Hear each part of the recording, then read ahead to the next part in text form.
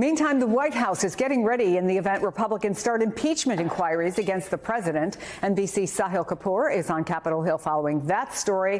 What can you tell us about this war room that the White House has gotten ready?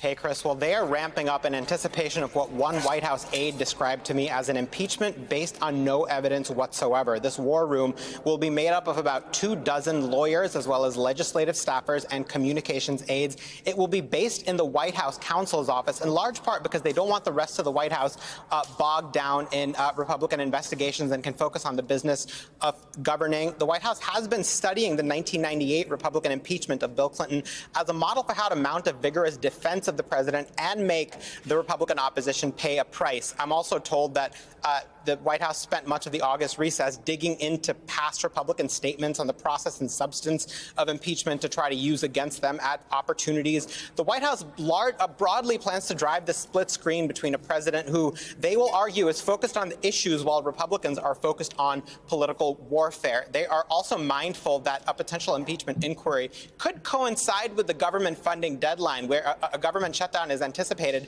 by many people at the end of next month. One congresswoman who escalated that battle yesterday is Marjorie Taylor Greene. Let's show her tweet. She said that she promised her constituents she will not vote to fund the government unless Congress does several things, one of which is to begin an impeachment inquiry into President Biden and to have a vote on that in the full House of Representatives. Now, the White House immediately responded to this with spokesman Andrew Bates saying that Republicans made a promise to the American public about government funding. He says they should not break their word and fail the country. He says if they did, it would mean, quote, they caved to the hardcore fringe of their party in prioritizing a baseless impeachment stunt over high-stakes needs Americans care about.